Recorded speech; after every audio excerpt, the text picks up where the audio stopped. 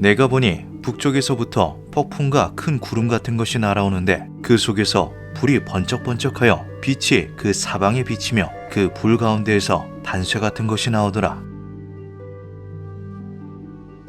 에제키엘 혹은 에스겔, 그는 성경에 등장하는 유대인 예언자이자 사제입니다. 그는 예언자 중에서도 특히 더 강렬한 경험을 했던 인물로 유명한데요. 에스겔은 그 일을 겪은 이후 완전한 신의 대리자로서 거듭나게 되었다고 하죠. 그의 인생을 바꾼 강렬한 경험은 기원전 597년 신 바빌로니아 제국의 포로로 잡혀갔을 때 일어나게 됩니다. 강제 노역은 제사장이었던 그도 피할 수 없었고 바빌론 남쪽 니프루시에 위치한 그발강으로 끌려가게 되는데요. 그렇게 고된 나날을 보내던 에스겔은 어느 날 평생 잊지 못할 기묘한 광경을 목격하게 되죠. 내가 그발 강가 사로잡힌 자중에 있을 때 하늘이 열리며 하느님의 이상이 내게 보이니 여호와의 말씀이 나 에스겔에게 특별히 임하고 여호와의 권능이 내 위에 있으리라. 에스겔 앞에 여호와가 신의 형상을 띠고서 나타납니다. 그것은 폭풍과 함께 큰 구름을 몰고 왔으며 번개처럼 번쩍거리고 불빛을 사방에 내뿜었다고 하는데요. 이후 그 구름 속에서 모습을 드러낸 것은 단쇠, 뜨겁게 달구어진 쇠덩이였다고 하죠. 이는 우리가 익히 알고 있는 하느님의 모습이라고 하기에는 어딘가 이상합니다. 빛을 내뿜는 단단한 금속으로 이루어진 것이 구름을 뚫고 등장했다. 이것은 마치 기계장치를 연상케 하는데요. 에스겔의 목격한 신에 대한 설명은 여기서 그치지 않죠. 그 속에서 네 생물 형상이 나오는데 그들 속에는 사람의 형상이 있더라. 그들에게는 각각 네 얼굴과 네 날개가 있고 그들의 다리는 곧은 다리요 그들의 발바닥은 송아지 발바닥 같고 광낸 구리같이 빛나며 그 사방 날개 밑에는 각각 사람의 손이 있더라. 날개는 다 서로 연하였으며 날아갈 때에는 돌이키지 아니하고 일제히 앞으로 곧게 날아가더라. 에스겔의 신에 대한 묘사는 굉장히 난해하여 한 번 보고는 그 모습을 쉽게 떠올릴 수 없습니다. 이 대목에서 유추할 수 있는 것은 그가 본 것이 하늘을 날고 있었다는 것과 하나가 아닌 여러 개로 이루어져 있다는 것인데요. 이에 대해 세간에서는 에스겔이 UFO와 만났던 것이 아니냐는 추측이 나오기도 했죠. 1970년 나사의 베테랑 개발자였던 조셉 블룸 리치는 이 같은 이야기를 접하고 흥미를 느끼게 됩니다. 하지만 그는 공학 전공자로 마샬 우주비행센터에서 일하는 부서장이었는데요. 조셉은 흥미롭기는 하나 허무맹랑해 보이는 가설에 편승할 생각이 없었고 에스겔서 1장에서 언급되는 신이 UFO라는 것을 반박하기 위한 자료를 찾기 시작하였죠. 성경의 내용을 토대로 그것을 설계하고 그림으로 표현해보며 당시의 상황과 묘사에 대해서 철저히 조사한 그는 충격적인 결론에 도달하게 됩니다. 기존에 그가 입증하려 했던 것과는 정반대로 당시 에스겔이 본 것은 우주선이 맞다라는 것인데요.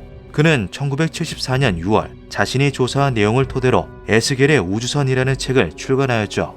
성경에 나오는 에스겔의 바퀴는 예언적 환상이나 하느님과의 만남에 대한 설명이 아닙니다. 이것은 다른 행성에서 우주선을 타고 온 고대 우주비행사와 접촉한 귀중한 사례 중 하나입니다.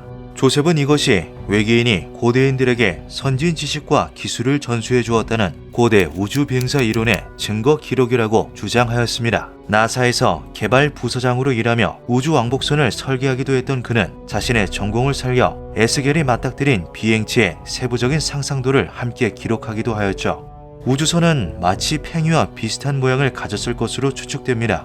이것은 매우 독창적이면서 동시에 아주 효율적입니다. 팽이 모양은 공기역학적 설계로 인한 결과물입니다. 우주에서 지구까지 날아와 착륙하기 위해서는 가공할 만한 속도를 줄여 끝내 0으로 만들어야 합니다. 이러한 제동적인 측면에서 우주선의 원추형 하부는 아주 적합한 구조입니다. 또한 선체를 부드럽게 이착륙시키고 적절하게 무게를 배분하기 위해서 4개의 동력장치를 배치합니다. 이것은 에스겔에게 4생물의 형상으로 비추어질 수 있습니다. 동력장치는 헬리콥터와 비슷한 날개 구조로 작동하며 원추형 선체의 배열에 특히 이상적입니다. 이후 조셉은 유네스코 저널인 임팩트 오브 사이언스 온 소사이어티에 자신의 저서 내용을 인용한 예언자 에스겔의 우주선이라는 기사도 게재하였습니다. 이것은 종교적으로도 과학적으로도 엄청난 논란을 불러일으켰는데요. 종교인들은 에스겔의 환상이 계시적인 내용일 뿐이라며 그것이 외계 비행체라는 의견에 대해서 반박하였죠. 하지만 성경 속 에스겔의 신에 대한 묘사는 여기서 그치지 않았습니다. 생물의 모양은 타는 숯불과 횃불 모양 같은데 그 불이 생물 사이에서 오르락내리락하며 그 불은 광채가 있고 그 가운데에서는 번개가 나며 그 생물들은 번개같이 왕래하더라. 이 대목에서는 비행체에 불을 뿜는 추진체 혹은 분사구가 있었음을 유추할 수 있으며 한쪽 끝에서 다른 쪽 끝까지 선체를 규칙적으로 순회하는 불빛이 있었다는 것을 알 수 있습니다. 또한 에스겔은 자신이 본 바퀴에 대해서도 아주 자세하게 묘사했는데요. 그 생물들 곁에 있는 땅 위에는 바퀴가 있는데 내 생물을 따라서 하나씩 있고 그 바퀴의 모양과 구조는 황옥같이 보이더라. 그 넷은 똑같은 모양을 가지고 있으며 그들의 모양과 구조는 바퀴 안에 바퀴가 있는 것 같으며 그 생물들이 갈 때에 바퀴들도 곁에서 가고 생물들이 땅에서 들릴 때에 바퀴들도 들리더라. 영이 어떤 쪽으로 가면 생물들도 영이 가려 하는 곳으로 가고 바퀴들도 그 곁에서 들리니 이는 생물의 영이 그 바퀴들 가운데에 있음이니라.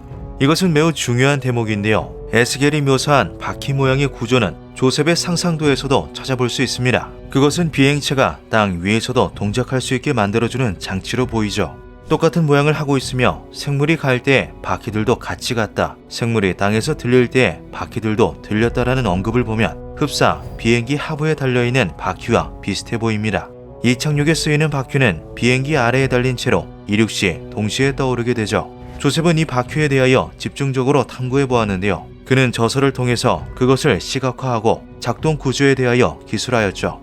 동력장치 하부에는 바퀴가 하나씩 달려있는데 이것은 어떤 방향으로도 굴러갈 수 있는 구조를 띠고 있습니다. 복잡해 보이는 이 요구사항은 아주 간단한 방식으로 충족될 수 있습니다. 바퀴는 무거운 트랙터에 사용되는 트레드 형식이나 롤러식으로 되어 있으며 표면에는 땅속으로의 침투를 용이하게 하기 위한 짧은 돌출부가 돋아나 있습니다. 지면과 닿은 바퀴는 높은 마찰력을 가지며 4개의 바퀴가 동시에 굴러가는 구조로 선체를 띄운 채 이동할 수 있습니다.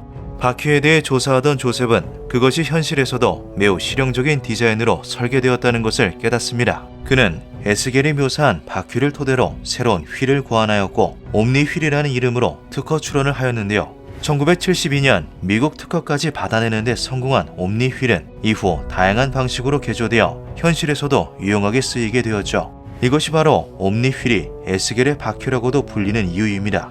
에스겔서 1장의 묘사 중 가장 놀라운 것은 22절 이후의 내용들인데요. 그 생물의 머리 위에는 수정 같은 궁창의 형상이 있어 보기에 두려운데 그들의 머리 위에 펼쳐져 있고 그 궁창 밑에 생물들의 날개가 서로 향하여 펴 있는데 이 생물은 두 날개로 몸을 가렸고 저 생물도 두 날개로 몸을 가렸더라. 생물들이 날아갈 때에 내가 그 날개 소리를 들으니 맑은 물소리와도 같으며 전능자의 음성과도 같고 떠드는 소리는 곧 군대의 소리와도 같더라.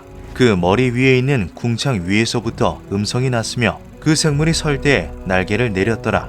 궁창에는 보좌의 모습이 있는데 그 모양이 남보석 같고 보좌 위에는 사람의 형상이 있더라. 에스겔은 신의 머리 부분에 있었다는 수정 같은 궁창에 대해 묘사하였습니다. 성경 속에 언급되는 궁창은 드넓게 펼쳐져 있는 하늘을 일컫는 말인데요. 에스겔은 그냥 궁창이라고 하지 않고 그 앞에 수정이라는 수식어를 붙였죠. 이것은 즉 투명하고 넓은 유리를 의미한다고 해석될 수 있습니다. 그렇다면 비행기의 꼭대기에 달려있었던 유리는 무엇이었을까요? 조셉을 포함한 전문가들은 이것이 조종실로 해석될 수 있다고 이야기합니다. 즉 조종실에 달린 유리창이었다는 것인데요. 에스겔과 같은 고대인은 당시 그러한 넓은 규모의 유리창을 본 적이 없었기 때문에 그것을 수정 같은 궁창이라고 표현했다는 것이죠. 또한 그들은 날개로 몸을 가렸다는 것이 비행체의 날개가 작동 과정에서 접혔다는 것을 의미하고 전능자의 음성이 흘러나오는데 그것이 떠드는 군대의 소리와도 같았다는 것은 비행체 외부에 스피커가 달려있었던 것이라 해석될 수 있다고 말하였습니다. 조종실 내부의 말소리가 스피커를 통해 흘러나온 것이라면 그것이 다수의 목소리였을 수 있기에 마치 여러 사람이 떠드는 것처럼 들렸다는 것인데요. 궁창에 있는 보좌는 유리창을 통해서 보이는 조종실 내부의 조종석이며 사람의 형상은 인간과 유사하게 생긴 직접 생명체일 것이라고 덧붙였죠.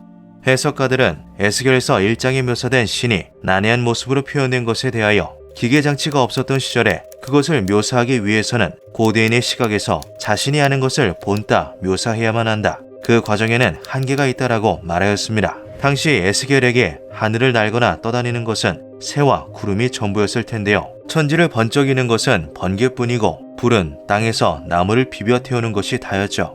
에스겔은 자신이 아는 한도 내에서 최대한 자세하게 설명을 하려 했던 것입니다. 신은 별에서 왔다의 저자인 피터 크라사는 그것이 하느님이 아닌 고대 우주인이었다는 증거로 성경 속 표현을 언급하기도 했습니다. 에스겔은 자신이 만난 대상에 대하여 신이라고 말한 것과 동시에 남자 혹은 사람이라고 지칭하였는데요. 이것은 그가 만난 대상이 마치 사람과 비슷한 모습을 하고 있었다는 것을 의미합니다. 사람처럼 생기기는 했지만 사람이 아닌 것. 어쩌면 에스겔은 정말 외계인과 조우했던 걸까요? 논란이 가시지 않자 전문가들은 에스겔서의 내용을 토대로 이것을 현대식 관점으로 재해석해보기로 합니다. 북쪽에서 조명을 달고 있는 거대한 우주선이 구름을 몰고 나타났다. 비행체는 착륙을 준비하기 위해서 금속 랜딩 기어 4개를 작동시켰는데 랜딩 기어에는 오늘날의 헬기나 드론 같은 날개가 달려 있었다. 비행체의 추진부에서 불꽃이 점화되며 추락 속도를 늦추었고 착륙한 우주선은 랜딩 기어 끝에 달린 바퀴를 굴려 육지 위에서 이동하였다. 선체의 꼭대기 부근에는 넓고 투명한 유리창이 있어 안을 들여다볼 수 있었는데 푸른색으로 이루어진 조종실 내부에는 조종석이 위치해 있고 그곳에는 사람과 비슷하게 생긴 외계인이 탑승해 있었다. 선체 외부의 스피커를 통해서 조종실 내부의 말소리를 들을 수 있었으며 들려오는 소리로 보아 선체 내부에는 외계인이 최소 2명 이상 있는 것으로 추측되었다. 우주선이 다시 날아가면서 랜딩 기어도 들려 올라갔고 이륙 후 원활한 비행을 위하여 기어는 선체 안으로 접혀 들어갔다. 정말 충격적인 해석이 아닐 수 없는데요. 과연 그날 에스겔이 마주한 신의 정체는 무엇이었을까요? 한 가지 흥미로운 사실은 조셉 블룸리치가 책을 출간하던 때와 동시대에 멕시코에서 에스겔의 바퀴와 아주 유사한 모양의 UFO가 관측되었다는 것입니다. 이 사진은 1973년 11월 3일 멕시코시티 인근에서 촬영된 사진인데요. 더 놀라운 것은 비행체의 확대샷이었습니다. 비행체는 완만한 원추형의 하부에 4개의 랜딩 기어까지 달고 있었는데요. UFO의 전체적인 외형은 조셉이 고안한 에스겔의 우주선 상상도와 놀랍도록 일치하는 모습이었죠. 해당 촬영 필름은 코닥의 멕시코 지부 책임자 로베르토 파딜라에 의해 조작이 없다고 판명받은 당시 몇 안 되는 UFO 실촬영 사례로 남아있습니다. 이것은 에스겔이 보았다는 신과 같은 존재였던 걸까요? 그발 강가에서 에스겔이 목격한 신 혹은 UFO, 그 진실은 아직 미스터리로 남아있습니다. 기묘한 밤이었습니다. 2017년 11월 15일 뉴욕 크리스티 경매장에서 그림 한 점이 공개됩니다. 르네상스풍의 푸른색 옷을 입고 오른손으로 성호를 그리며 왼손에는 수정구를 들고 있는 신비로운 느낌의 그림은 다름 아닌 예수의 초상화였는데요. 세계 그 자체인 천구를 손에 쥐고서 비밀을 간직한 듯 묘한 표정을 짓고 있는 구원자는 화풍을 통해서 한 명의 화가를 떠올리게 했죠. At its heart, a handful of old paintings and an extraordinary new discovery. It's very, very exciting. And I have to say, it's exceeded my expectation. 경매가 시작되고 채 2분도 지나지 않았을 때 이 그림의 가격은 1억 8천만 달러라는 천문학적 금액을 넘어서고 있었습니다. 한 번의 입찰로 3억 3,200만 달러, 그리고 곧장 3억 5천만 달러까지 경매업자들은 그림을 반드시 손에 넣고야 말겠다는 집념하에 치열한 입찰 전쟁을 벌였는데요. 240 million, 300 million, 400 million. Sold. 한없이 높아져가던 그림의 값어치는 4억 달러, 하나로 약 5천억을 선고한 뒤에야 멈추었죠. 1억 7,940만 달러에 팔렸던 피카소의 알제의 여인들을 제치고 미술 경매 역사상 최고가를 갱신하는 작품이 탄생하는 순간이었습니다. 이 그림이 바로 레오나르도 다빈치의 작품으로 알려진 살바토르 문디입니다. 살바토르 문디는 그 가격만큼이나 유구한 역사를 보유한 그림입니다. 크리스티 경매의 고미술 분석가들에 따르면 살바토르 문디는 프랑스의 루이 12세가 밀라노 공국을 정복한 직후인 1500년경에 다빈치가 의뢰를 받아 만든 작품이라고 하는데요. 이는 살바토르 문디가 다빈치의 활동 연도보다 이전인 비잔틴 양식의 그림이기 때문에 의뢰자의 취향에 맞춘 화풍일 거라는 추측이었죠. 기록에 따르면 당시 밀라노의 공작 부인이었던 이사벨라 데스테는 1504년 다빈치에게 성전에서 논증할 때의 어린 그리스도를 의뢰하는데요. 의뢰를 받은 다빈치가 자신의 취향대로 성인이 된 그리스도를 그려낸 것이 바로 살바토르 문디라는 것이죠. 살바토르 문디는 17세기 회화 수집가였던 영국 찰스 1세의 왕실 컬렉션 작품 중 하나로 기록되어 있습니다. 이 신비로운 그림은 그 후 4세기 이상 행방이 묘연했는데요. 1958년 영국의 컬렉터였던 리치먼드가 자신의 수집품을 소더비 경매에 처분하며 다시 세상에 드러났죠. 그런데 당시 살바토르 문디의 낙찰가는 단돈 45파운드, 하나로는 약 7만 원이었습니다.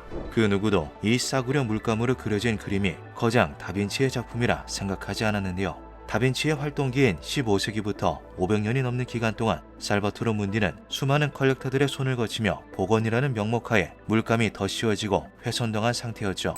게다가 당시의 미국은 경제 호황기로 한창 미술품 투기가 유행하던 시기였습니다. 시대의 흐름에 편승해 미술계에는 수많은 위작들이 판을 치고 있었고, 특히 다빈치의 그림이나 주장하는 작품은 20점이 넘게 존재했는데요. 그 작품들은 한 점도 빼놓지 않고 전부 위작으로 판명된 상태였죠. 어설프게 다빈치의 화풍을 모방한 것처럼 보였던 살바토르 문디가 위작 취급을 받았던 건 역시 당연지사였습니다. 이렇게 다빈치의 마지막 작품은 그 가치를 인정받지 못한 채 사라지는 듯 보였죠. 그로부터 50여 년이 지난 2005년, 살바토르 문디는 갑작스럽게 뉴올리언스 세인트 찰스 갤러리의 경매 물품으로 등장합니다. 수집가 알렉산더 페리시와 고미술품 전문가 로버트 사이먼은 1175달러, 당시 원화로 97만 원 정도를 지불하고 그림을 구매하는데요. 두 사람은 미술품에 대한 예리한 식견으로 수없이 덧칠된 그림 아래에서 오래된 명작의 향취를 감지해냈죠. 엑스레이 촬영과 물감의 동위원소 분석을 의뢰한 두 사람은 이 그림이 다빈치의, 그도 아니라면 최소한 다빈치의 제자가 그린 작품이라는 사실을 깨닫습니다. 곧바로 최고의 고미술 복원가로 알려진 뉴욕 대학의 다이앤 드와이어 모데스티니의 주도하에 살바토르 문디의 복원이 시작되었죠. Painting was very damaged and I removed some retouching. 모데스티니는 아세톤을 사용하여 지층마냥 두껍게 덧칠된 물감을 제거하기 시작했습니다. 그 결과 500년 만에 드러난 원본의 상태는 아주 심각했는데요. 예수의 얼굴 부분은 표면이 날카로운 도구로 깎여 계단처럼 울퉁불퉁했고, 대부분의 그림은 페인트와 접착제로 훼손된 상태였죠. 모데스티니는 패널 전문가인 모니카 그리스바우에게 낡은 프레임과 벌레 먹은 패널을 끌로 깎게 하였지만 세월의 풍파를 이기지 못한 그림은 결국 7조각으로 부서지고 맙니다. The wood panel was badly fractured, although by some miracle the crack was down the costume and not across the face. 두 사람은 포기하지 않고 나무 조각을 덧댄 뒤 다빈치 특유의 색감과 인물 묘사를 되살려 그림을 복구하는 데 집중하였는데요. 5년에 달하는 작업 끝에 살바토르 문디는 그 본 모습을 찾게 되죠. 복원된 작품은 2011년 11월부터 2012년 2월까지 런던 내셔널 갤러리에 전시되었습니다. 새로 발견된 다빈치의 작품이라는 타이틀 아래 수많은 관객들이 신비로운 예수의 초상을 보기 위해 몰려들었는데요. 이 전시회로 큰 명성을 얻은 살바토르 문디는 뉴욕 소더비 경매를 통해 7,500만 달러, 하나로 약 1,000억 원의 스위스 딜러인 이베스 보비에르에게 판매되었고, 보비에르는 이 그림을 러시아 수집가인 드미트리 리볼로브예프에게 1억 2,750만 달러에 판매했습니다. 작품은 이후 2017년까지 홍콩, 런던, 샌프란시스코, 뉴욕을 오가며 전시되었고, 마침내 2017년 11월 15일 뉴욕 크리스티 경매에서 최고가 미술품 기록을 갱신하며 5천억 원이라는 천문학적인 가격에 익명의 구매자에게 넘어갔죠. 살바토르 문디가 전 세계에 20점도 남지 않은 레오나르도 다빈치의 그림으로 밝혀지며 남자 모나리자라는 찬사를 받자 이에 대한 반론을 제기하는 사람들이 생겨나기 시작했습니다. This is the most improbable story. It's not even a good painting. 일부 전문가들은 복원가인 모데스티니가 살바토르 문디를 망쳐놓았다고 평가했는데요. 미술사학자 마틴 캠프는 가디언지를 통해 복구 전에 두 손가락이 모데스티니가 그린 것보다 훨씬 낫다라고 말하며 그림의 가치를 부정했죠. The joke was that was a contemporary painting because 90% of it was painted during the restoration. 그와 의견을 함께하는 사람들은 살바토르 문디를 현대 미술 또는 모데스티니의 걸작이라고 부르며 조롱하기도 했습니다. 심지어 모데스티니 본인마저도 만약 이 그림이 한때 다빈치의 것이었다면 지금도 여전히 다빈치의 그림일까요? 라며 의문을 표하기도 했죠. 다빈치가 직접 그린 작품이 맞는 건지 그 진위 여부 자체에 의심을 품는 사람들 또한 존재했습니다. 15세기 무렵 미술계는 정면을 바라보는 예수의 초상화가 가장 흔하게 그려지던 시기였는데요. 여기에 십자가로 장식된 홀을 든 샤를마뉴 대제의 초상화 스타일이 유행을 타면서 두 가지가 접목되어 나온 결과물이 바로 살바토르 문디라는 것이었죠. 다빈치는 유행을 따르지 않은 독보적인 화가였기에 이러한 대중 감성의 짙은 그림은 그의 것이 아니라는 주장이었습니다. 실제로 살바토르 문디를 재발견해낸 로버트 사이먼 역시 다빈치의 제자들과 추종자들이 그린 살바토르 문디의 사본과 변형이 최소 30점은 있었을 것이라 예측했는데요. 즉 살바토르 문디는 거장이 직접 손을 대기 민망한 대중예술에 가까웠고 작품의 설계부터 완성까지 모두 다빈치의 제자들에 의해 그려졌다는 이야기였죠. 다빈치가 한 일이라고는 마지막에 약간의 터치만 가했다는 것뿐이었습니다. 다빈치의 예술 작품에 관해 세계 최고의 전문가로 뽑히는 메트로폴리탄 미술관의 사학자 카르멘 반바흐는 2019년도에 출간한 저서 레오나르도 다빈치의 재발견을 통해 살바토르 문디는 다빈치의 수제자인 볼트라피오가 그린 그림으로 마스터는 그리스도의 오른손과 왼손, 소매, 수정구만 조금 손보았을 것이다 라며 다빈치의 그림이 아니라는 의견을 밝혔습니다. 그 외에도 옥스퍼드 대학의 매튜 랜드러스, 독일의 미술 사학가이자 다빈치의 미술 작품 카탈로그를 만든 프랭크 촐러, 프라도 미술관의 미술 사학자들 역시 살바토르 문디는 다빈치가 그리지 않았을 거라 추정하였는데요. 그들의 주장에는 크게 세 가지 근거가 있었죠. 첫째, 심하게 손상된 그림은 광범위한 복원 작업을 거쳐야 하기 때문에 원본의 흔적을 찾아보기 힘들다는 점. 둘째, 지금의 살바토르 문디에 적용된 스푸마토 기법은 다빈치의 스타일이 아닌 1520년대 다빈치 사후에 활동했던 제자들의 화풍에 더 가깝다는 점. 셋째, 살바토르 문디에서 보이는 예수의 오른손은 스튜디오에서 다빈치의 제자들이 그린 다른 작품들처럼 창백한 밀랍의 느낌을 주고 있다는 점. 또한 회화의 기술적 부분에 있어서도 손의 모양과 휘장의 접힘이 다빈치의 세밀한 드로잉과 전혀 다른 투박한 모습을 보이고 있기도 했습니다. 미술 사학자인 자크 프랑크는 이런 살바토르 문디의 특징을 두고 유치하게 잉태된 왼손, 이상하게 길고 얇은 코, 단순화된 입과 어두운 목이라며 신랄하게 비판했는데요. 그는 살바토르 문디가 다빈치의 수제자인 볼트라피오와 살라이의 공동 작품일 것이라 말하였죠. 이 주장에는 확실한 근거도 존재했습니다. 1525년 4월 25일 밀라노에서 발견된 살라이의 4호 작품 목록에는 살바토르 문디가 기록되어 있었고 작품의 적외선 검사 결과 밑그림 단계에서 살라이가 즐겨 쓰던 매우 특이한 스케치 기술이 드러났기 때문인데요. 살바토르 문디는 살라이가 그린 예수의 초성화, 구원자 그리스도의 초상과 놀랍도록 닮아 있었죠. 2020년 11월에는 다빈치가 그린 것으로 추정되는 또 다른 예수 그림이 발견되며 살바토르 문디를 둘러싼 논란은 더욱 거세졌습니다. 이 그림은 살바토르 문디와는 전혀 다른 형태를 띠고 있었는데요. 나무에 그려진 예수는 다빈치의 자화상과 똑같이 배경의 4분의 3 지점에서 인물이 시작되며 모나리자처럼 정면이 아닌 옆으로 살짝 비틀린 인물의 구도를 따르고 있었죠. 이처럼 진위 여부를 둘러싼 각종 의혹과 증거들이 속속 등장함에도 불구하고 작품의 경매를 주도한 뉴욕 크리스티 측에서는 살바토르 문디가 레오나르도 다빈치의 친필 작품이라는 감정 결과를 발표했습니다. 그리고 경매가 시작되기 몇 주 전부터 남자 모나리자, 다빈치의 마지막 작품, 비밀을 간직한 예수의 미소 등 여러 키워드를 내세워 살바토르 문디의 경매를 단순한 거래가 아닌 대대적인 홍보의 수단으로 사용하는데요. 그동안 약 2만 7천 명이 넘는 사람들이 작품을 관람했고 판매 전 주말 뉴욕에서는 작품을 보기 위해 약 4,500명이 줄을 서며 기다리기도 했습니다. 그로 인해 크리스티 측에서 화제성을 키우고자 다빈치의 작품이 아닌 살바토르 문디의 감정 결과에 위협을 넣었다는 의혹 또한 일파만파로 커져갔죠.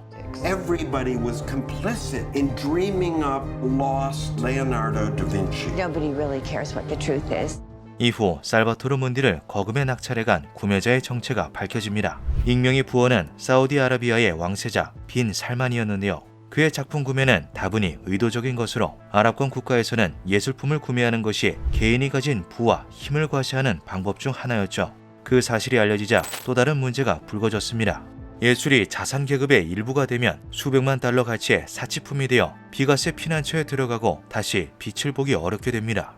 이것은 구매자에게는 큰 이득이겠지만 대중들에게는 문화적 손실로 다가오는 일이었습니다. 실제로 살바토르 문디는 루브르 박물관 아부다비관에 전시될 예정이었지만 무기한 연기되었는데요. 소문에 따르면 빈 살만이 작품에 관한 여러 의혹들을 잠재우기 위해 모나리자 옆에 살바토르 문디를 함께 전시함으로써 남자 모나리자의 위치를 굳건히 하려 했다고 합니다. 하지만 루브르 박물관에서는 그 제안을 거절했고 전시 일정마저 취소됐다는 것이죠.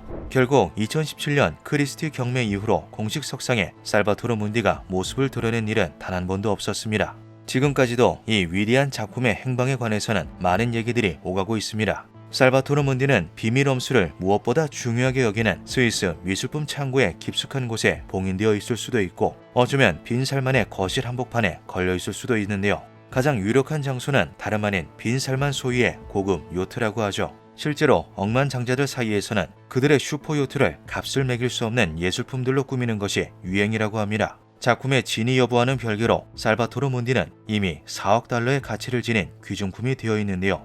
이 작품은 사우디아라비아에서 2024년 완공을 목표로 하는 수백 킬로미터 규모의 초대형 전시공간 와디 알판에 전시될 예정이라고 하죠. 과연 살바토르 문디를 둘러싼 각종 의혹들의 진실은 무엇일까요? 그림은 다빈치의 손끝에서 탄생했을까요? 아니면 그의 제자들에 의해 그려진 흔한 대중예술이었을 뿐일까요? 진실은 비밀스러운 미소를 짓고 있는 예수만이 알고 있습니다. 기묘한 밤이었습니다.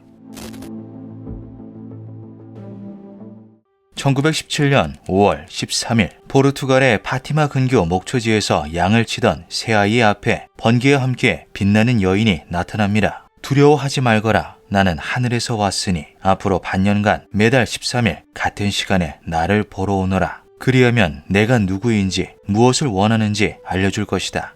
여인은 똑바로 쳐다보기 힘들 만큼 밝은 빛에 둘러싸여 가늘고 섬세한 손만 간신히 알아볼 수 있었는데요. 아이들은 자신을 찾아온 신비로운 여인이 바로 성모 마리아라고 회상했죠. 아이들은 이 사건을 세 사람 사이의 비밀로 간직하자고 약속했지만 아이들이 성모 마리아를 만났다는 소문은 이내 마을 전역에 퍼지고 맙니다. 이 흥미로운 얘기는 곧장 지역신문에까지 실리게 되는데요. 그러자 별 볼 일 없는 작은 마을이었던 파티마에 수천 명이 넘는 순례객들이 몰려들기 시작하였죠. 지역 정부는 아이들의 말을 믿지 않았고 이러한 일련의 움직임들이 1910년에 설립된 포르투갈 제1공화국에 반하는 정치적 의도일 수 있다고 추측하였습니다. 이에 관료들은 아이들을 구금하여 사태를 진정시키려고 했는데요. 이미 하나의 거대한 물결이 되어버린 순례자들의 반발로 인해 아이들을 잡아두는데 실패하고 말죠. 한 달 뒤인 6월 13일 아이들은 또다시 신비로운 여인을 만나고 이때 여인은 새 아이 중 루치아라는 여자아이에게 소명을 내리게 됩니다. 너는 나의 존재를 널리 알리고 티 없는 성심을 세상에 확립하기 위해 노력하라. 그 후 몇 달 동안 환상과 기적에 대한 보고가 이어졌고 파티마는 더 많은 사람들이 몰려들었는데요.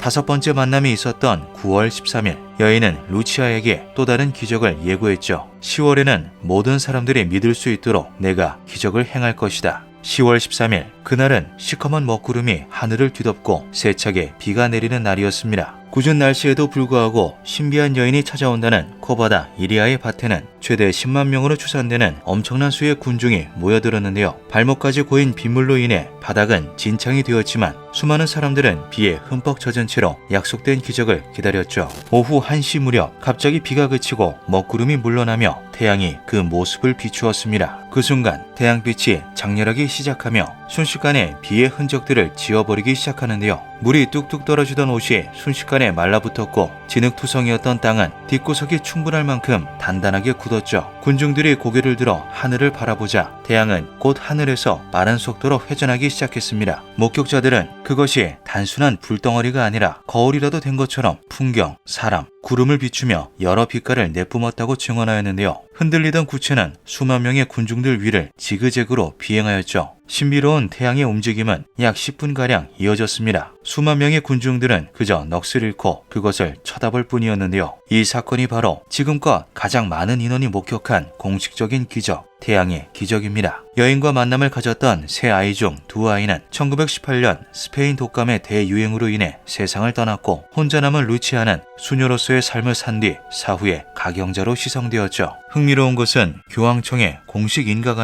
종교적 사건임에도 불구하고 일부 학자들에 의해 이것이 외계인과의 직접 접촉으로 분류된다는 것입니다. 새 아이 앞에 나타났던 여인은 성모 마리아가 아닌 외계 존재이며 태양의 기적 또한 그들의 비행체라는 충격적인 주장이었는데요. 이를 주장하는 학자들은 여인이 밝은 빛에 둘러싸여 있었다는 점, 길고 가는 손가락을 지니고 있었다는 점, 마치 우주복을 걸친 것 같은 외형 묘사가 있었다는 점 등을 근거로 아이들이 외계인을 목격했지만 자신들이 잘 알고 있는 성모 마리아의 이미지를 더 씌웠을 수 있다고 추측하였죠. 여인이 아이들과 대화하던 방식도 외계 접촉 사례에서 흔히 관찰되는 텔레파시 소통과 유사해 보였습니다. 아이들은 대화를 나누는 동안 여인의 입이 움직이는 것을 보지 못했고 두개골이 윙윙 울리는 느낌을 받는 것과 동시에 여인의 목소리가 들려왔다고 증언했죠. 또한 여인은 아이들에게 천국이라는 단어를 직접적으로 언급하지 않았습니다. 그저 손가락으로 하늘을 가리키며 자신이 왔던 곳을 가리킬 뿐이었는데요. 여인이 전했다던 종교적인 메시지와 예언들은 세상을 움직일 수 있는 가장 강력한 힘인 종교를 빗대어 그것을 가장 순수하게 이해하고 받아들일 수 있는 아이들의 입을 빌려 세상의 계시적인 형태로 전하려 했던 것이라 말하였죠. 태양의 기적 당시 수많은 사람들이 보았던 이상 현상 역시 그들의 주장을 뒷받침하였습니다. 응축된 열선의 방사, 접시 형태로 회전하는 모습, 현대의 과학기술로는 불가능한 각도의 비행까지 모든 증언들은 UFO의 목격담 특징들과 놀랍도록 일치하였죠. 비행체는 주홍색, 노란색, 보라색으로 색이 삽시간에 바뀌며 빠르게 움직였습니다. 지면으로 하강할 때면 발산하는 강한 열이 느껴질 정도였어요. 빛나는 태양이 부서진 구름 속에서 소용돌이 치며 회전했습니다. 빛은 마치 성당의 스테인드 글라스 창문을 통해 들어오는 것처럼 오색찬란했어요. 몇 초가 마치 몇 시간처럼 느껴질 정도로 생생한 경험이었습니다. 사람들의 외침에 하늘을 올려다보니 태양이 빙글빙글 돌기 시작했습니다. 그것은 거대한 무게로 우리를 짓밟을 것처럼 지상에 다가왔어요. 다른 이들에게는 어땠을지 몰라도 저에게는 끔찍하게 무서운 순간이었습니다. 구름이 찢어지며 태양이 화려하게 등장했습니다. 그것은 웅장하게 회전하더니 무지개 색으로 성광을 내며 날아다녔어요. 이 숭고한 광경은 10분 동안이나 지속됐죠. 우리는 신의 증거에 압도되어 무릎을 꿇었습니다. 저는 제가 본 것을 도저히 설명할 수가 없습니다.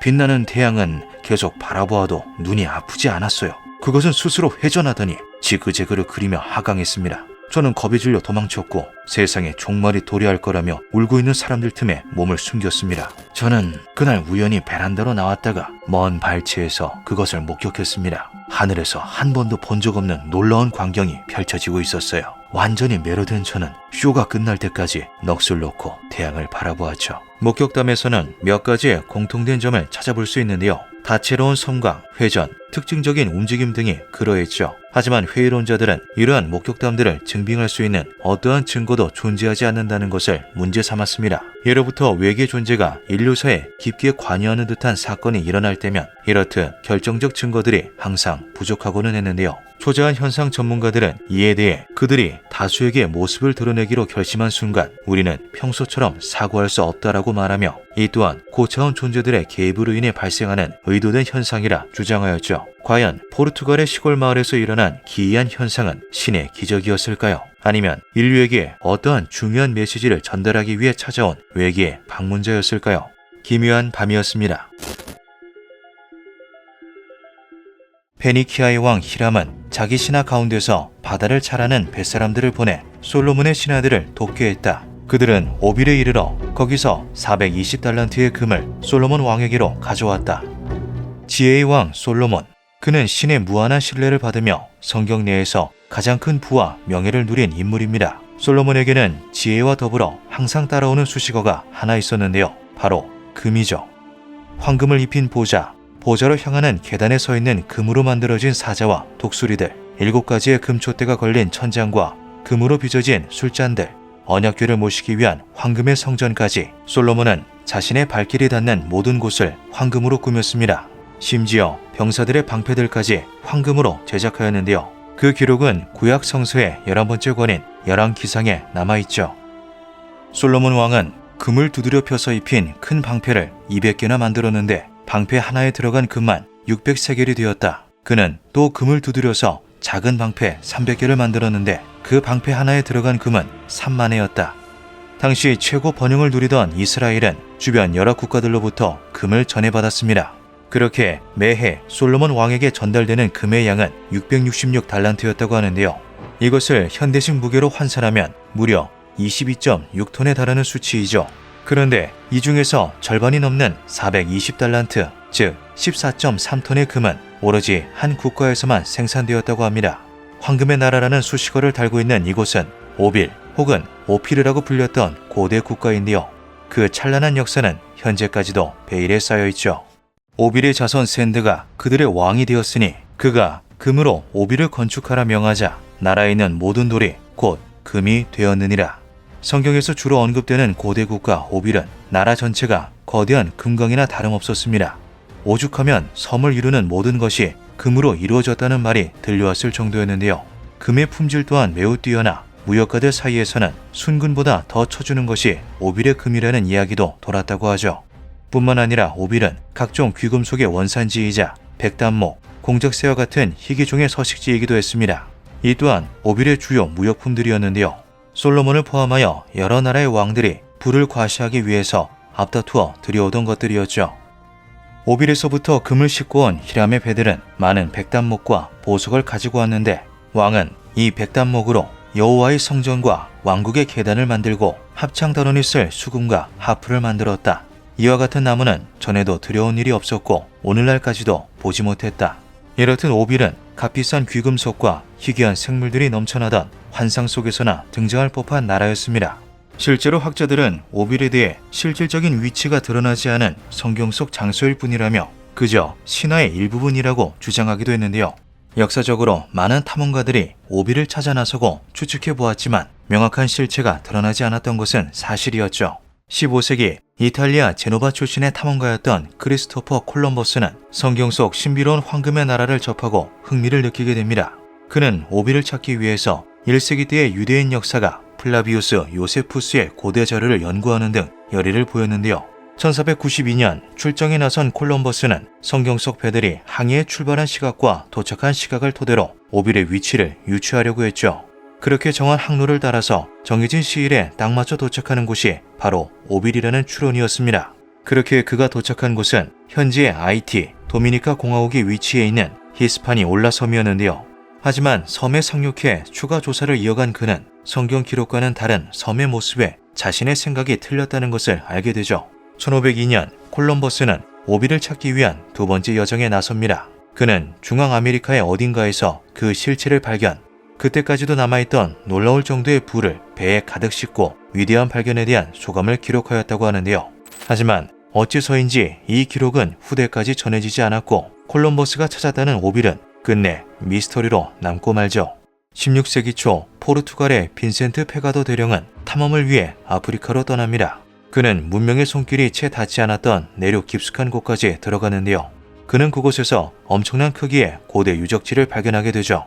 1531년 빈센트는 저서를 통해 당시의 상황을 이렇게 전하였습니다.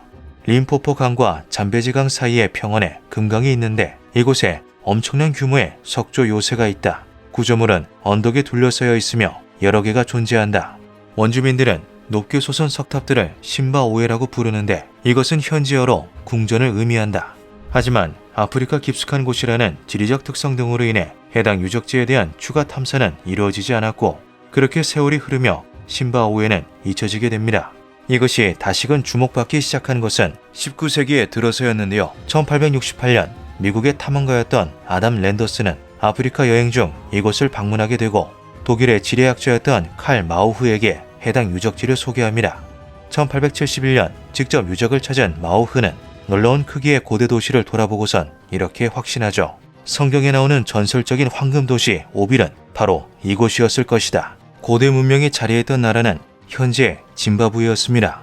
짐바브웨가 위치한 동아프리카는 오빌이 존재했을 거라고 추정되는 위치 중 한 곳이기도 했는데요.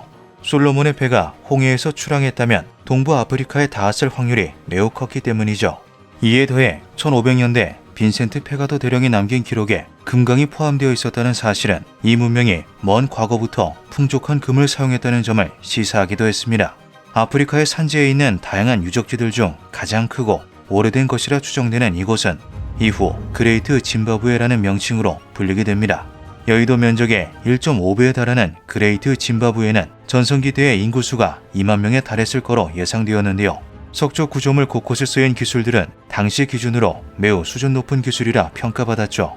흥미로운 것은 실제로 짐바브웨가 세계에서 손에 꼽는 금 생산국이라는 것입니다. 하지만 모든 정황이 오빌과 부합하지는 않았는데요. 오빌의 주 무역품이었던 백단목과 공작새는 짐바브웨에서 역사적으로 찾아볼 수 없었던 것이죠. 이외에도 오빌로 추정되는 곳은 여러 군데가 존재합니다. 16세기 영국의 탐험가였던 윌터 롤리경은 수리남의 정글 어딘가 오빌이 위치했다고 믿었는데요.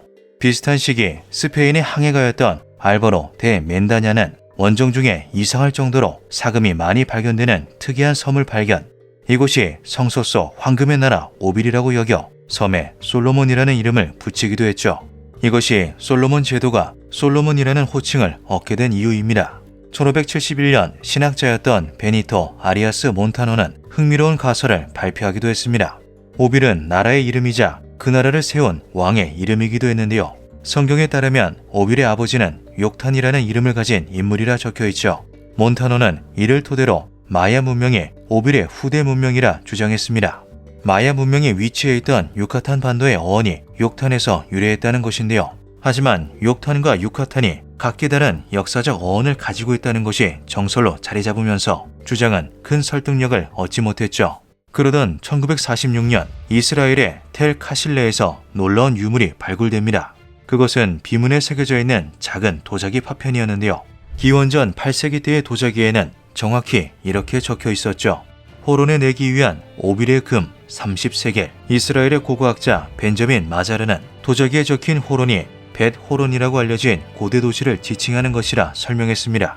벳호론은 히브리어 성경에서 자주 언급되는 쌍둥이 도시로 솔로몬이 직접 건설을 명한 도시였죠. 솔로몬은 위 벳호론과 아래 벳호론을 건설했는데 그곳은 성벽과 문과 빗장이 있는 견고한 성읍이었다. 바로 그곳에서 오빌의 금을 수입한 흔적이 발견된 것입니다. 성경 속에서만 등장해오던 오빌이 실질적인 역사적 유물로 재탄생하는 순간이었는데요. 텔 카실레에서 발견된 작은 도자기 조각은 오빌이 특정한 위치를 가진 장소, 즉 나라였다는 것을 분명히 말해주고 있었죠. 하지만 이후 오빌에 대한 유물은 추가로 발견되지 않았고 그 역사적인 탐구는 다시금 답보 상태에 놓이게 됩니다. 성경 구절을 추적하는 데에도 한계가 있었는데요. 솔로몬이 죽은 후 나라가 분열되면서 오빌에서의 금 수입이 끊겼고 관련된 기록 또한 멈추었기 때문이죠. 역사가들은 솔로몬이 총 500톤에 달하는 금을 소유했을 거라고 추정합니다. 이것을 지금 기준으로 환산하면 무려 50조 원의 가치인데요. 이러한 솔로몬 왕의 설명되지 않는 압도적인 부의 출처는 구할이 오빌로 추측되고 있죠. 오빌의 금은 과거부터 이어져 온 현대의 성배가 되어 지금까지도 많은 이들의 호기심과 탐구욕을 자극하고 있습니다. 과연 성경 속 황금의 나라 오빌은 어디였을까요? 기묘한 밤이었습니다. 태양아, 너는 기브온 위에 머무르라. 달아, 너도 아얄론 골짜기에서 그리할지어다 하매 태양이 머물고 달이 멈추기를 백성이 그 대적에게 원수를 갚기까지 하였느니라. 야살의 책에 기록되기를 태양이 중천에 머물러서 거의 종일토록 속히 내려가지 아니하였다. 가나안 땅에 입성하기 위한 이스라엘과 아모리 사이의 전쟁. 치열한 전투는 쉽사리 끝나지 않았고 날이 어두워지면 이스라엘이 불리해진다는 사실을 깨달은 여호수아는 신께 기도를 드립니다. 오 해야, 기브온 위에 멈추어라. 오 달아, 아얄론 골짜기에 멈추어라. 여호수아와 그들 군대의 성화는 하늘에 닿았고 그렇게 그날은 해가 지지 않고 하루 온종일 떠 있어 결국 전쟁에서도 승리할 수 있었다는 성경 속 이야기. 이것은 신의 절대적인 권세가 이 땅뿐만이 아닌 우주에도 개입할 수 있다는 것을 보여줍니다. 성경 속에 기록된 수많은 신의 기적들처럼 이 또한 실제적 사건보다는 신의 위엄을 보여주는 하나의 이야기로서 전해지고는 하는데요. 그러던 어느 날 충격적인 주장이 제기되죠. 1890년 예일대학교의 군사과학 교수였던 찰스 토트는 하버드대학 연구팀과 함께 천문달력을 만드는 프로젝트를 진행합니다. 그들은 자신들이 수립한 계산식을 토대로 과거의 우주달력을 제작하기 시작했는데요. 이는 쉽게 말해 과거 시대의 태양과 달이 어디에 위치해 있었는지 역추적하는 작업이었죠. 그런데 작업을 마친 찰스는 무언가 이상하다는 것을 깨닫습니다. 분명 올바른 계산을 토대로 추적하였음에도 날짜가 딱 하루 부족한 것이었는데요. 몇 번이고 계산을 다시 해보았지만 결과는 같았죠. 결국 오류의 원인을 찾지 못한 그는 주변의 자문을 구하던 중 한 가지 흥미로운 이야기를 듣게 됩니다. 성경에 신이 하루를 멈췄다는 구절이 있는데 무언가 연관이 있어 보이나요? 크리스천이기도 했던 찰스는 이에 큰 영감을 받게 되고 잃어버린 하루를 성경 속 여호수아의 긴 하루에 대입해 보기로 합니다. 그는 성경 속 신의 기적이 어쩌면 고대의 우주적 대사건을 기록한 것일 수도 있다는 놀라운 가설을 세웠는데요. 여호수아의 긴 하루와 아하스의 다이얼, 과학적 입증과 한밤중의 외침이라는 저서도 출판한 그는 성경 속 이스라엘과 아모리 간의 전쟁 때 하루 종일 해가 떠 있었던 그 사건이 우주 달력에 하루가 비는 것의 원인이라 주장하였죠.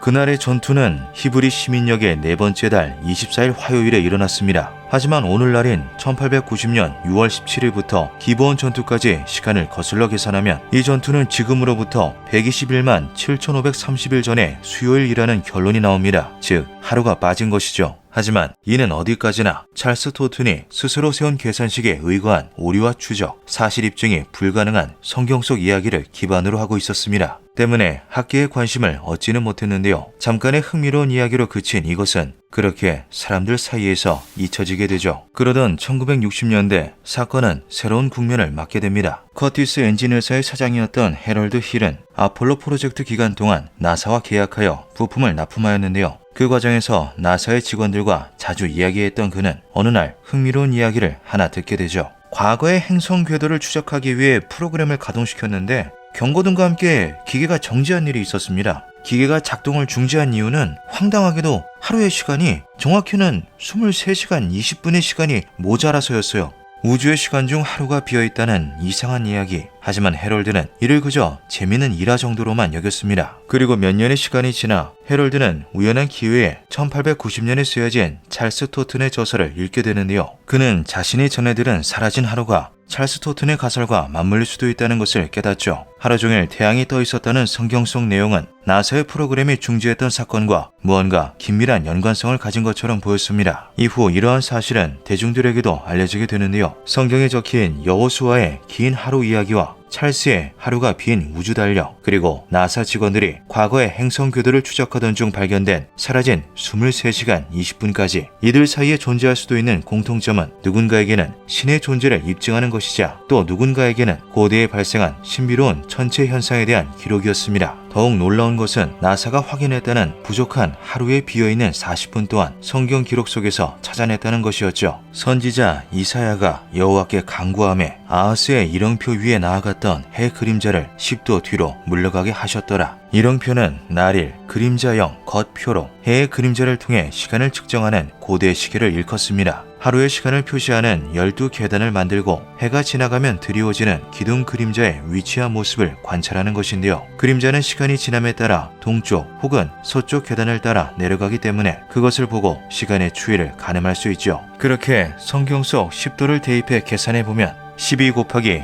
60 곱하기 180분의 10은 40이라는 결과가 나오게 됩니다. 즉 23시간 20분은 여호수아 시대에, 나머지 40분은 이사야서 시대에 사라져 정확히 24시간이라는 시간이 사라졌다는 것인데요. 이러한 이야기는 전 세계적으로 퍼져나가며 엄청난 화제와 논란이 되었죠. 이에 이것을 보다 과학적이고 현실적으로 해석하려는 시도가 이어졌습니다. 미국의 언어학자인 로버트 딕 윌슨은 여호수아의 긴 하루가 일식을 나타내는 것이라 주장했는데요. 그는 멈추다로 번역된 히브리어 단어 다맘이 침묵하다를 의미할 수 있다고 말하였죠. 실제로 히브리어 다맘은 휴식, 대기, 조용함을 뜻하는 단어이기도 합니다. 윌슨은 기원전 1131년 9월 30일에 기록된 일식이 바로 그것이라고 설명했는데요. 생소한 천체 현상을 겪은 고대인들이 해가 졌다가, 즉 잠시 침묵하거나 휴식하다가 자신들을 비추기 위해 금세 다시 떠오른 것이라 생각했다는 거죠. 하지만 여기에는 수많은 오류들이 존재합니다. 우선 일식은 지속시간이 짧아 최대 8분밖에 지속되지 않는데요. 또한 성경대로면 태양은 기브온 위에, 달은 아얄론 위에 떠 있었죠. 이를 통한 태양과 달 사이의 시야각은 약 22도 정도였을 것으로 추정됩니다. 유추해보면 태양은 이스라엘 군의 머리 바로 위에 떠 있었고 달은 서쪽에 있었음을 의미하는데요. 즉 해와 달이 일식을 만들기 위해 서로 정렬되지 않았다는 것이죠. 이것을 단순한 빛의 굴절이라 보는 이들도 있었습니다. 특정한 조건을 만족하면서 천체 이상 현상이 발생하였고 그로 인해 평소와는 다르게 굴절되어 전해진 태양빛이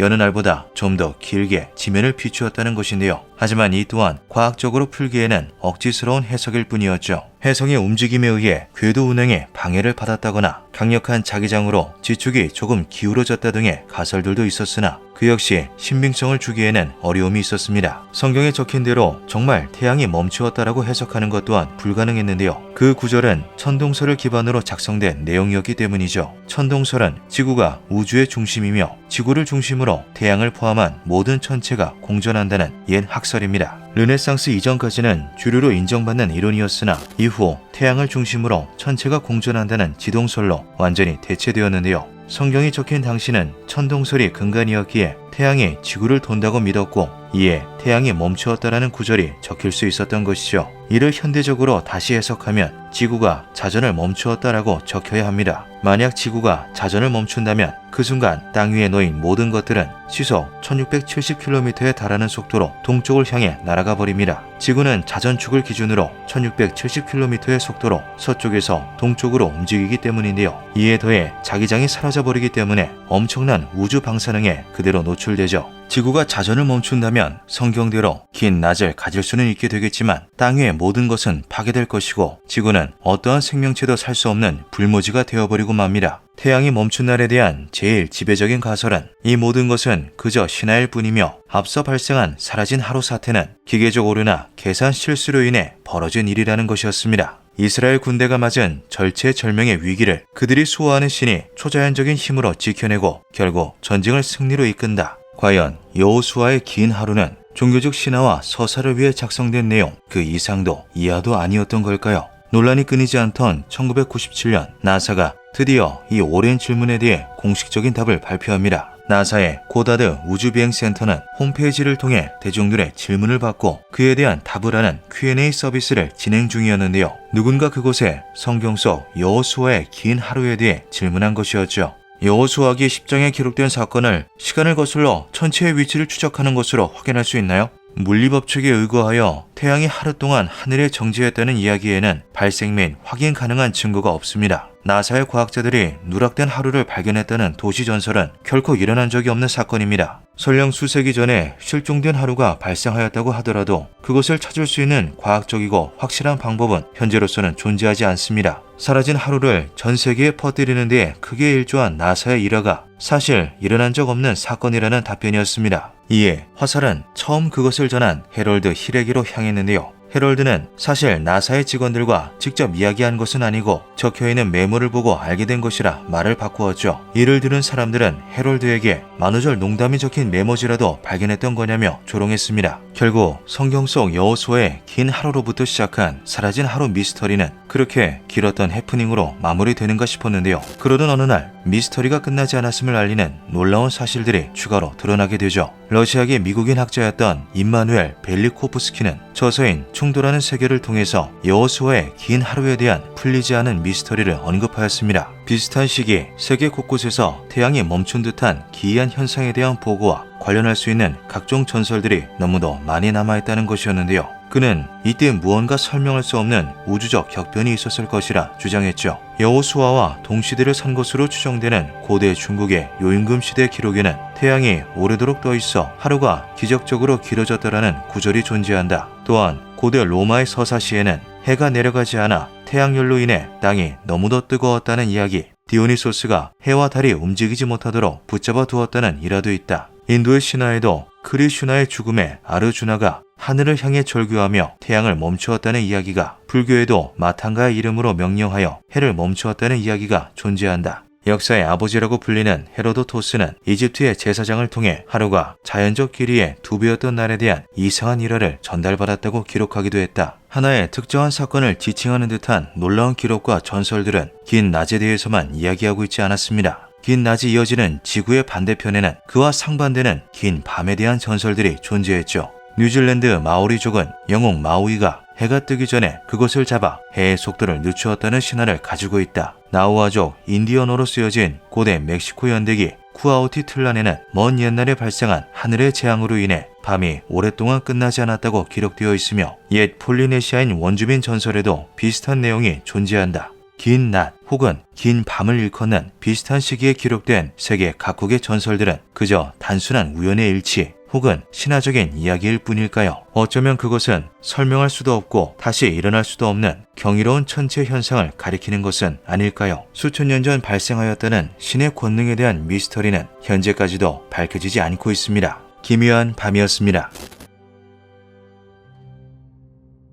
1849년 이라크 모술에 위치한 니네베 유적지, 영국의 고고학자였던 오스틴 앤리 레이어드와 그의 조수였던 호르무즈드 라삼은 아시리아 제국의 마지막 왕 아슈르바니판의 왕립 도서관을 발굴해내는 대협적을 이루어냅니다. 고대 유적지에서 다른 것도 아닌 도서관을 찾아냈다는 것은 그 자체로 엄청난 의미를 가지는데요.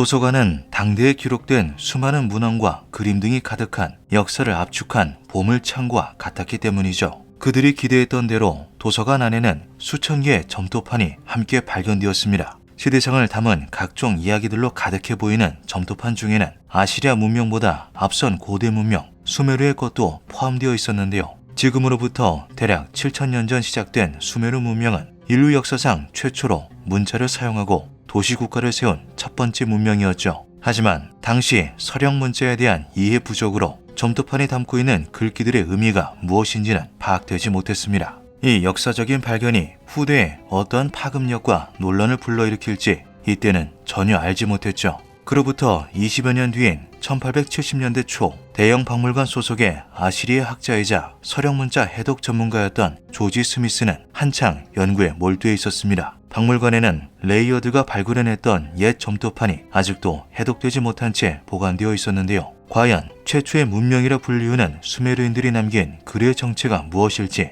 스미스는 개인의 탐구를 떠나 인류 역사의 한 축을 캐낸다는 마음가짐으로 심혈을 기울여 조사를 이어갔죠. 열정적으로 점토판을 탐구해 나가던 스미스는 점차 갈피를 잡기 시작했고 완전한 해독이 불가능할 것만 같았던 수천 년 전의 기록서들은 차츰 베일을 벗기 시작합니다. 그러던 어느 날 박물관에서 동료들과 함께 점토판을 살펴보던 그가 난데없이 입고 있는 옷을 벗어던지며 소리를 지르기 시작하는데요. 무슨 내용인지 알았어. 점토판에 적힌 글들이 어떤 내용인지 알아냈다고. 오랜 연구 끝에 스미스는 결국 점토판을 해독해내는데 성공한 것이죠. 그렇게 인류 최초의 서사시이자 수메르 문명의 전설적인 왕 이야기 길가메시 서사시가 세상 밖으로 드러나게 됩니다. 1872년 12월 3일 스미스는 고고학 학회에서 자신이 해독해낸 길가메시 서사시를 낭독하였는데요. 기대에 가득 찬 눈빛으로 그의 낭독을 듣던 학자들은 이내 이성을 잃고 소리를 지르거나 현실을 부정하고 심지어 학회를 뛰쳐나가기도 했죠. 이유는 아주 간단했습니다. 스미스가 해독해낸 11번째 점토판 속 내용은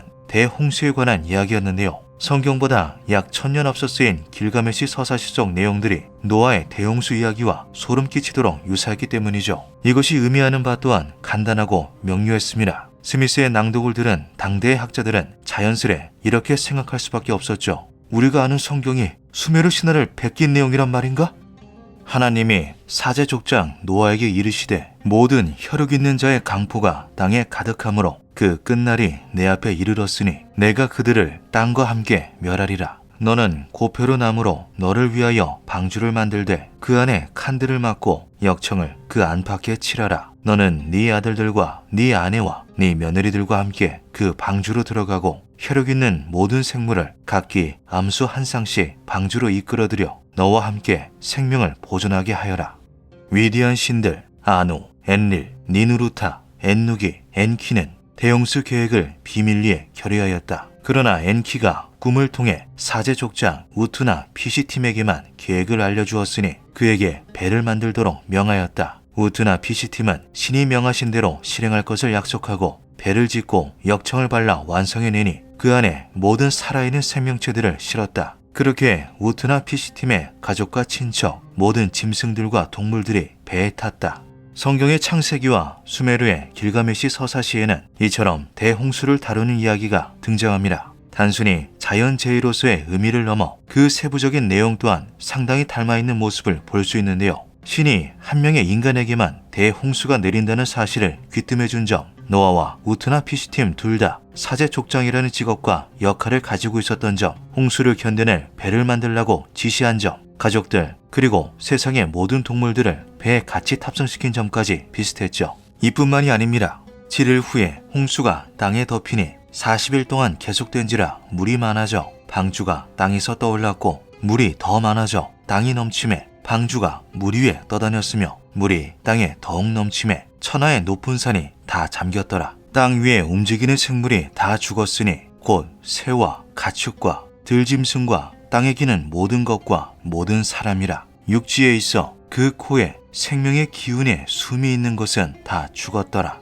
태양신 우트에 의해 명시된 시간이 되자 배의 입구가 밀봉되고 다음날 이른 새벽부터 검은 구름이 수평선에서 일기 시작하니 쏟아지는 폭우에 산과 땅이 울리고 기둥은 뽑혀나갔으며 제방은 넘치기 시작하였다. 아눈나키가 번개로 땅을 치고 세상은 흑암으로 바뀌었으며 대지는 냄비처럼 산산조각이 났다. 넘치는 물이 사람들을 압도하고 아무도 더 이상 서로를 볼 수 없었으며 신들조차 홍수의 위력에 놀라워하였다. 온 세상이 잠길 정도로 거세게 이어진 홍수, 배에 탑승한 생명체들을 제외하고는 모든 것이 종말을 맞이한 세상. 대홍수가 시작된 이후의 모습 또한 두 이야기는 비슷한 양상으로 전개됩니다. 하늘에서 비가 그침에 물이 땅에서 물러가고 산들의 봉우리가 보였더라. 노아가 방주에 낸 창문을 열고 까마귀를 내놓음에 까마귀가 물이 땅에서 마르기까지 날아 왕래하였더라. 그가 또 비둘기를 내놓자 온 지면에 물이 있으므로 비둘기가 발 붙일 곳을 찾지 못하고 방주로 돌아와 또 7일을 기다려 다시 비둘기를 방주에서 내놓음에 저녁 때에 그에게로 돌아왔는데 그 입에 감람나무 새 잎사귀가 있는지라. 이에 노아가 땅에 물이 줄어든 줄을 알았으며 또 7일을 기다려 비둘기를 내놓음에 다시는 그에게 돌아오지 아니하였더라. 하나님이 노아에게 말씀하여 이르시되 너는 가족과 방주에서 나오고 너와 함께한 모든 혈육 있는 생물을 다 끌어내라. 이것들이 땅에서 번성하리라 하시매 곧 모든 짐승과 모든 기는 것과 모든 새도 그 종류대로 방주에서 나왔더라. 밤낮으로 지속된 홍수와 회오리 바람은 7일째 되는 날에서야 잔잔해지다 결국 멈추었다. 모든 인간은 진흙으로 바뀌었고 산은 옥상처럼 평평해져 우트나 피시팀은 배에 난 창을 열고 신선한 공기를 마셨으니 그는 무릎을 꿇고 통곡하며 신의 물처럼 눈물을 흘렸다. 전에 땅이었으나 이제 수평선이 된 곳을 쳐다보며 며칠 동안 배를 정박하여 흔들리거나 움직이지 못하게 하였다. 그로부터 7일째 되는 날에 밖으로 비둘기를 날려보냈으나 다시 돌아왔고 제비 또한 마찬가지였다. 다시금 까마귀를 날려보내니 이번에는 그것이 돌아오지 않았고 우트나 피시팀은 그제서야 배를 열고 자신의 가족과 가축들을 세상의 여러 방향으로 내보냈다. 홍수가 끝난 후 새를 차례대로 날려보내며 육지가 존재하는지 확인하고 이후 방주를 열어 그 안에 탑승해 있던 모든 생명체들을 내보냈다는 이야기까지. 창세기 속 대홍수와 길가메시 서사시 속 대홍수는 그 시작부터 마무리까지 서로를 아주 긴밀하게 닮아 있습니다. 여기서 다시 한번 상기해야 할 사실은 최초로 구전되기 시작한 시점부터 문헌상 기록된 시점까지 길가메시 서사시가 성경보다 최소 1000년은 앞선 이야기라는 것인데요. 이러한 사실이 밝혀지고 그 충격적인 가능성이 대두되자 이는 곧 역사학계와 종교학계에 엄청난 파장을 불러일으키게 되죠. 논란은 쉽사리 가실 기미가 보이지 않았고 역사적, 종교적 대격변의 조짐을 느낀 조지 스미스는 곧바로 탐사를 준비하기 시작했습니다. 대형 박물관과 영국의 일간지 데일리 텔레그래프의 후원도 받게 된 스미스는 아직 발굴되지 않은 점토판들을 찾아내기 위해 니네베로 떠났는데요. 역사학자들은 그곳에 성경 그 이전의 비밀이 있는 점토판이 추가로 발견되기를 고대했고 성사학자들은 그곳에 대홍수의 원전은 성경에 맞다는 점토판이 새로이 발견되기를 기대했죠. 그리고 약 한 달간의 발굴 작업을 마치고 돌아온 스미스는 무려 384개의 점토판을 추가로 발견해내는 큰 수확을 거둡니다. 그렇게 새로이 드러난 수메르 신화들은 충격 그 이상이었는데요. 내용 중에는 대홍수 이야기를 제외하고도 성경 속 이야기의 원조로 보이는 이야기들이 아주 많았기 때문이죠. 딜문은 깨끗한 땅이라 그 땅에는 죽음이 없다. 병든 이가 없고 슬퍼하는 이도 없다. 노인은 늙지 않고 여인은 아이 없이 고통받지 않으며 까마귀는 울지 않고 사제의 울음소리도 들리지 않는다. 닌 후르삭 여신이 이 땅에 생명을 불어넣고 엔키 신이 물의 축복을 내려 초목을 자라게 하였도다. 딜문은 신들의 정원이라 모든 것이 처음부터 그러했듯이 순수하도다. 그것은 거룩한 샘에서 흘러나오는 물로 젖어 있으며 모든 생명이 그곳에서 비롯되었다. 수메르 신화 속 탄생의 여신 닌 후르삭과 창조의 신 엔키의 신화 중에는 어떠한 죽음도 슬픔도 고통도 존재하지 않는 낙원 딜문이 등장합니다. 딜문은 성경 속 에덴과 매우 비슷한 특징들을 가지고 있는데요. 창세기에 등장하는 에덴 동산은 최초의 인간 아담과 이브가 탄생한 장소이자 어떠한 노동과 고통도 없는 이상향으로 묘사되죠. 한 가지 더 흥미로운 사실은 수메르 문명의 창조신 엔키의 신화 속에 에딘이라는 지명을 가진 장소도 등장한다는 것입니다. 에딘은 이 세상과 모든 문명이 시작된 곳이라는 의미를 담고 있는데요. 이에 일부 학자들은 수메르 신화 속에 등장하는 딜문과 에딘이 약 1000년 후 성경 속의 에덴이라는 곳으로 합쳐져 다시 쓰여진 것이라 추측하기도 했죠. 즉 성경 속 인류 탄생의 시초가 되는 에덴 동산 이야기 역시 수메르 신화를 원전으로 두고 있다는 충격적인 주장이었습니다. 추가로 발견된 점토판을 통해 밝혀진 길가메시 서사시의 이야기 중 등장하는 뱀 또한 에덴 동산의 사탄으로 묘사되는 뱀과 밀접한 관계성을 띠는 듯 보였는데요. 그 내용은 이러하죠. 죽음을 피하기 위해 불로초를 찾아 떠나고 마침내 발견해낸 길가메시는 크게 기뻐하였다. 이것은 늙음을 씻어내고 젊음을 다시 심어주는 생명의 초목이라. 왕은 긴 여행의 먼지를 씻어내기 위해 풀을 옆에 두고 샘에 들어가 몸을 씻었다. 그러나 그곳에 간악한 뱀이 있었으니 뱀은 은밀하게 다가와 불로초를 그대로 삼켜버렸다. 그러자 뱀은 즉시 허물을 벗고 한순간에 튼튼하고 매끈해졌다. 뒤늦게 이 사실을 안 길가메시는 불멸이 인간의 손에서 미끄러져 나갔다라며 크게 한탄하였다. 창세기 속 뱀은 인간을 유혹하는 존재로 등장하여 결국엔 이브가 선악과를 먹게 만듭니다. 이후 그 벌로 인간은 영생을 잃고 노동과 죽음의 운명을 짊어지게 되는데요. 길가메시 서사시와 성경의 창세기 속 등장하는 두 뱀은 모두 인간의 희망과 미래를 가로채는 존재로서 묘사되며 그 대가 또한 동일하게 인간이 필멸자, 즉 죽음을 피할 수 없는 존재가 된다는 상징성을 담고 있죠. 또한 창세기에서는 아담의 갈비뼈로 이브를 만들었다고 묘사되어 있습니다. 여호와 하나님이 아담에게서 취하신 그 갈빗대로 여자를 만드시고 그를 아담에게로 이끌어 오시니 아담이 가로되 이는 내 뼈 중의 뼈요 살 중의 살이라. 이것을 남자에게서 취하였은즉 여자라 칭하리라 하니라. 몸에 많고 많은 부위 중 어째서 갈비뼈를 선택했는지에 대해서는 현재까지도 성서학자들의 의견이 갈리는 부분 중 하나인데요. 놀랍게도 그 해답은 수메르의 점토판에서 찾아낼 수 있었죠. 엔키가 신성한 질서를 어긴 죄로 병을 앓으니 닌후르삭이 그에게 물었다. 나의 형제 엔키여, 무엇이 그대를 아프게 하는가? 모든 신의 어머니 닌후르삭이여, 나의 갈비뼈가 나를 아프게 하오. 나는 그대를 치료하기 위해 여신 닌티를 탄생시킨다.